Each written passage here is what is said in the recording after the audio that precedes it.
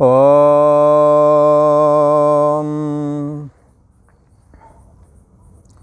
श्री योग वासिष्ठ के स्थिति प्रकरण में श्री वशिष्ठ जी महाराज बोले, हे राम जी, जगत के विस्तार का ये क्रम समष्टि अहम जो ब्रह्मा है, जो कि आकाशज है, जिसका कोई रूप आकार नहीं है, ऐसा जो आकाशज करके जो ब्रह्मा है, जिसका आकाश ही रूप है, अर्थात आकाश तो शून्य रूप है, बाह्य आकाश पर जिसकी बात है वो चैतन्याकाश की बात है। ये चैतन्याकाश ही ब्रह्मा जी का अपना निज स्वरूप है, यही इनका यथार्थ स्वरूप है, जो कि दिखने में नहीं आता। ये जो समष्टि पूर्ण है, इसी का नाम ब्रह्मा हुआ है। और इन्होंने आकाश, वायु, तेज, जल, पृथ्वी करके जगत की संरचना की है। जैसे कि कहा गया है, आत्मना आकाशा संभूतः, आकाशात वायु, वायुरग्नि, रापा, रापद पृथ्वी। और इस प्रकार से इनका पंचीकरण हुआ और समस्त जगत का निर्माण हुआ।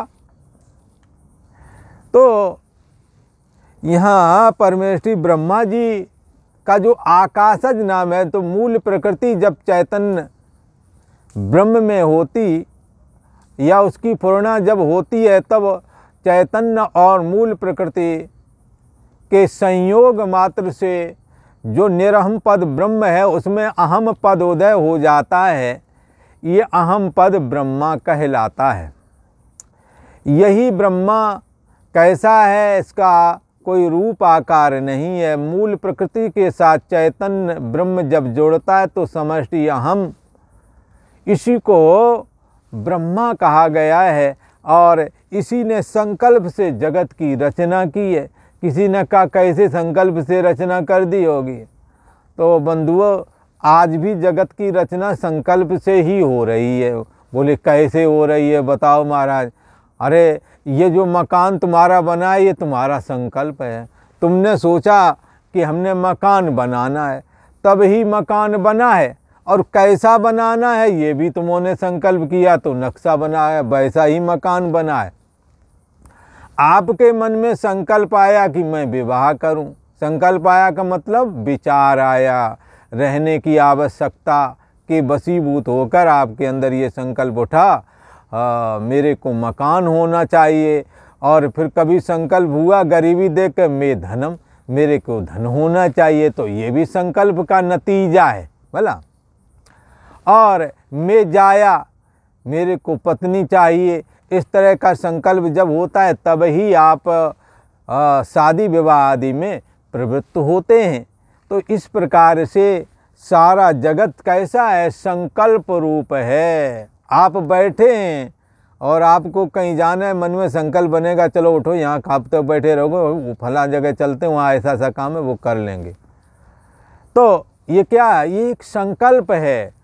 संकल्प से आप जब सारे दिन घूमते रहेंगे तो आपके मन में एक संकल्प आएगा, अरे कहीं चैन से बैठ करके सो जाऊं, लेट जाऊं, थक गया हूं। ये संकल्प आपको लेटा देगा, आप सो जाएंगे। हाँ, ये सारा जगत संकल्प रूप है, ऐसा कहा। श्री वशिष्ठ जी महाराज कहते हैं, हे राम जी, संकल्प रूप संसार बड़ा स्थित होकर के, बड़ा विस्तार से स्थित हुआ है। और कैसे हुआ है, अज्ञानता से स्थित हुआ है, ना जानने की वजह से स्थित हुआ है। किसी दिन का ये और बढ़िया बात बता रहे हो, ना जानने की वजह से। पहले कह रहे संकल्प में, अब कहते हो ना जानने की वजह से।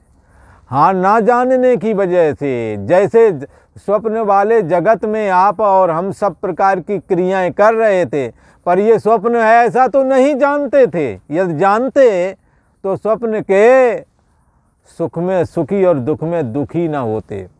सपने होए भिकार नृप, रंक नागपत होए, जागे हानि न लाभ कछु, तिम प्रपंच जिए जोग। सपने में यदि राजा भिखारी बन जाए, भिखारी राजा बन जाए, तो बड़े सुखी और दुखी होते हैं लोग। राजा बनने वाला सुखी हो जाता है, भिखारी बनने वाला दुखी होता है। क्यों होता है ऐसा? क्योंकि हमारे अंदर इस बात का ज्ञान है ही नहीं कि ये सपना चल रहा है। यदि सपने को सपना जान जाएं तो सपने में आप और हम सुखी दुखी नहीं हो सकते। ऐसे ही ये जग कैसा बताया गया? सपने सम। संतों का राम गयो रावण गयो, जिनके बहु परिवार कहे नानक सुन रे मना सपने जो संसार। जैसे स्वप्न में था और स्वप्न ये चल रहा है, हम नहीं जान रहे थे, इसीलिए स्वप्न की हर एक क्रियाकलाप में हम सुखी और दुखी हो रहे थे। परंतु जब स्वप्ने को जाना, जब स्वप्ने में जाग गए तो स्वप्ने का दुख दूर हो जाता। पर जब तक नहीं जागेंगे तब तक वो दुख दूर नहीं होता है। एक जगह कहते हैं, ज्यों सपने सर काटे कोई, बिन जागे न दूर दुख होई। अब सपने में सर कोई काटने लगे, अब आप लगेगा अब क्या होगा, कैसे, बहुत घबराते हैं, पसीना पसीना हो जाते हैं। और छटपटाक जब जागे तो देखा चारपाई पे ना कहीं कोई काटने वाला न कटने वाला, वो स्वप्न वाला भ्रम टूट गया। तो ये स्वप्न में जो स्वप्न रूप भ्रम रूप जो सर कटने का डर था, भय था, ये जागने से निवृत्त हो गया।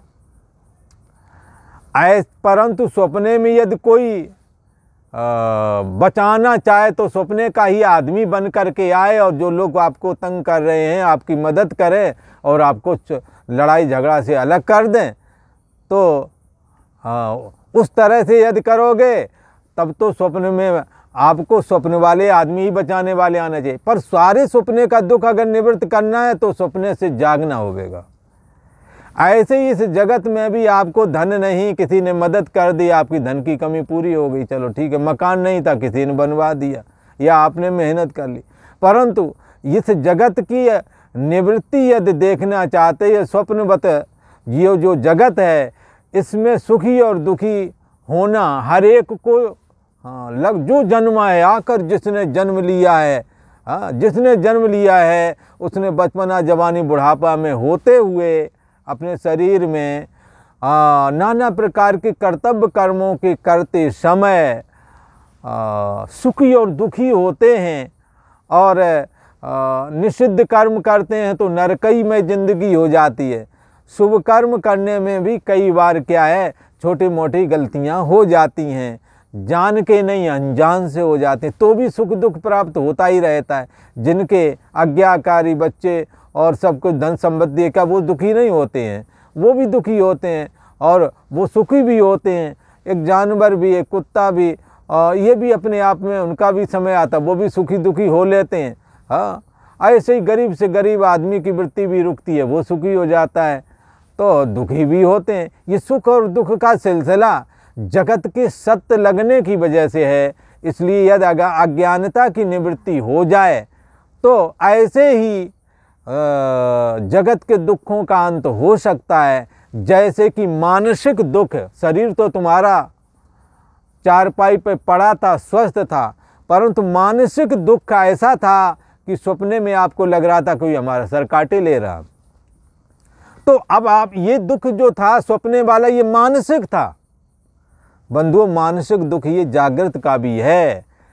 तो इस रहस्य को जब समझता है साधक, जब पुरुष इस रहस्य को जानता है तो उसके सारे दुखों का अंत आ जाता है। और कैसे जागना है? चैतन्य सत्ता आत्मा मैं हूँ, वहाँ तो किसी ने जगा दिया तो आप ये जागृत अवस्था स्थूल जगत में आप जाग गए। तो वो सपने में जो मानसिक जगत में जो पीड़ा थी, वो जब आपकी चेतना स्थूल देह और जगत में आ गई तो वो मानसिक जगत वाली वृत्ति हट गई, लिहाजा दूर हो गया। ऐसे ये जो स्थूल जगत वाली पीड़ा है वो अज्ञानता के कारण है। किसी ने कहा काय की अज्ञानता? बोले अब मैं आत्मा हूँ, मैं ब्रह्म हूँ, ये रहस्य ना जानना ही इस जगत के दिखने में कारण है।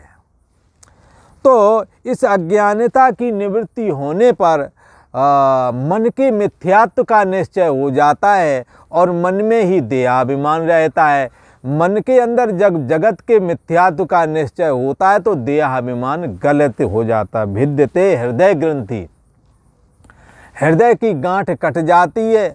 देहाभिमान गलते, और जब अज्ञानता नष्ट हो गई तो देहाभिमान गल जाता है, क्योंकि अज्ञानता के ऊपर ही देह मैं हूँ ये भाव रुका हुआ है। तो देहाभिमान गलते विज्ञापिते परमात्मनि यत्र यत्र मनो याति तत्र तत्र समाधया। फिर तो जहाँ जहाँ भी मन जाता है वहाँ वहाँ समाधि ही समाधि है। चैतन्य सत्ता आत्मा स्व से अभिन्न हो करके जब ये जान जाता है तो देहाभिमान गल जाता है, और परमात्मा तो समाधि स्वरूप ही है। इसलिए यत्र यत्र मनोयाति, फिर मन के मिथ्यात्व का निश्चय हो गया, देहाभिमान गल गया, तो मन जहाँ भी जाता है वहाँ निर्विकल्प ही रहता है, क्योंकि जगत का मिथ्यात्व धारण किए हुए, मन का मिथ्यात्व किए हुए। इसलिए जहाँ भी मन है वहाँ निर्विकल्प है, और निर्विकल्प मन कैसा है? आत्म ही वेदम, उसको आत्मस्वरूप ही समझना चाहिए। क्योंकि ये मन जब बहिर्मुख होकर देह और जगत के दृश्यों से तादात्म्यत होता है तब ये जीव भाव को प्राप्त हो जाता है, और जब यही चैतन्य सत्ता मन से असंग हो जाती है और जो शुद्ध चैतन्य भाव है उसमें अहम भाव को स्थापित करते हैं, तब ये मन के मिथ्यात्व का और मन में विद्यमान देहाभिमान ये दोनों ही खत्म हो जाते हैं। इसलिए भिद्यते हृदय ग्रंथि, हृदय की गांठ जो चैतन्य का चैतन्य सत्ता का जो मन के साथ संसर्ग था, वो संसर्ग कट जाना ही, अलग हो जाना ही, इसी को कहते हैं भिद्यते हृदय ग्रंथि। हृदय की ग्रंथि जो ये गांठ थी ना, चैतन्य सत्ता जो आत्मा है वो मन से जुड़ा हुआ था, और मन में, और अभी ये क्या हुआ, मन से असंग हो गया, मन का साथ नहीं किया। तो मन का जब साथ नहीं किया तो मन से जब चैतन्य जुड़ा रहता तब तक तो मन बना रहता है, परंतु मन से जब चैतन्य सत्ता अलग हो जाती है तो मन अपना वजूद गंवा बैठता है। किसी ने कहा कैसे? तो कैसे गंवा बैठता है? तो जैसे जब तक सोना आभूषण से संसर्ग रखता है तब तक आभूषण जिंदा रहता है, परंतु जब सोना आभूषण से अपने को अलग कर लेता है तो आभूषण भाव रहता ही नहीं, चला जाता है, क्योंकि आभूषण का अस्तित्व सोने के ऊपर टिका हुआ है। ऐसे ही मन से जब संसर्ग आत्मा का टूट जाता है तो मन अमन हो जाता है, और मनस्य अमनी भावे द्वैतम नैवोपलब्धते। जब मन अमन हो जाता है तो द्वैत रूप जगत का अत्यंत अभाव हो जाता है। जैसे नेत्रों के खोलने से रूप ही दिखता है, कारण क्योंकि नेत्र रूप ही देखता है, दूसरी चीज नहीं देखता। तो रूप कहाँ पर स्थित है? तो किसी ने कहा ये बाहर में, बोले बाहर में नहीं है, बोले कहाँ स्थित? बोले तुम्हारी आंखों में। अच्छा, परशुराम जी ने यही तो लक्ष्मण जी ने परशुराम जी से यही तो कहा था, मूंदव नेत्र कतऊ कछु नाई, क्योंकि नेत्र में ही रूप बसता है, वही बाहर दिखता है। जैसे काला चश्मा लगा लें तो बाहर वाला दृश्य काला दिखता है। तो किसी ने कहा ये जगत काला कैसे हो गया? हाँ, बोले ये कालिक तो बाहर है। तो किसी ने कहा ये कालिक तुम्हारी आंख में है। बोले आंख में कहाँ से आ गई? बोले ये चश्मा काला जो लगाए हो, इसलिए काली दुनिया नहीं, काली तुम्हारी आंखें हैं। हाँ, ये चश्मा उतार डालो, साफ दिखने लगेगा। ऐसे ही ये जगत कहाँ है? विचार करके देखो प्यारे, जगत बना है मन से और मन बना है हमसे। हाँ, ये जगत कैसा है? मन के द्वारा दिखता है। जैसे कि आगे जो काला दृश्य दिखता हो तो कैसा मानना चाहिए कि आँखों पर काला चश्मा लगा है। ऐसे ही जगत जब सत्य भाषित हो तब ऐसा समझ लेना चाहिए कि अभी हम मन से और देह से जुड़े हुए हैं, और ऐसे जुड़े हुए हैं कि ये सत्य है, ऐसा करके जुड़े हुए हैं। परंतु वैराग्य वृत्ति धारण करके मन के मिथ्यात्व का निश्चय करके आत्मा बारे द्रष्टव्य, आत्मा को जानने की कोशिश करें, कैसे सुने और उसको सुने हुए आत्म तत्व का जो विचार है, जो सुना है, उसका मनन करें और उसको अभेद की युक्तियों से धारण करें। और फिर अभेद की युक्तियों को धारण करने के बाद में फिर निधिध्यासन आत्मा का सजातीय निराकार वृत्तियों का प्रवाहीकरण अपने अंदर करते हुए शुद्ध चैतन्य सत्ता आत्मा मैं हूँ, ऐसा जब बोध होता है तो क्या होता है, मनः अमनि भावे, मन अमन हो जाता है। ठीक ऐसे ही जैसे सोना यदि आभूषण से हट जाए तो आभूषण भाव खत्म हो जाता है, रहता ही नहीं। बोले कहाँ चला जाता, बोले था ही नहीं। बोले क्यों दिख रहा था, बोलो सोने की वजह से। क्या था ये, बोले सोना ही आभूषण के रूप में दिख रहा था। तो उसी को संतों ने कहा ये जग हरि का रूप है। हे राम जी, अब ये जो ऐसा जो चैतन्य सत्ता आत्मा है, यही समष्टि आम होकर के ब्रह्मा रूप हुआ और इसने संकल्प से जगत की संरचना की। संकल्प बस से इसने दैव नीति, दैव कहो, प्रारब्ध कहो, भाग्य कहो, संकल्प से ये ब्रह्मा ही दैव और नीत होकर के स्थित हुआ। संकल्प, ब्रह्मा जी का संकल्प, और ब्रह्मा के संकल्प में ये सब स्थित हैं। जब ब्रह्मा जी का निर्माण हो जाता है तो सारे जगत का निर्माण हो जाता है। तब जगत लय हो जाता है। हे राम जी, एक समय ब्रह्मा जी पद्मासन पर बैठे हुए थे और विचारने लगे कि यह जगत जाल मन के संकल्प के फुरने मात्र में है, इसका कोई अस्तित्व नहीं, कोई वजूद नहीं। मन जब फुरता है तब ही जगत दिखता है, और सो जाओ मन जब नहीं फुरता तो जगत भी नहीं दिखता है।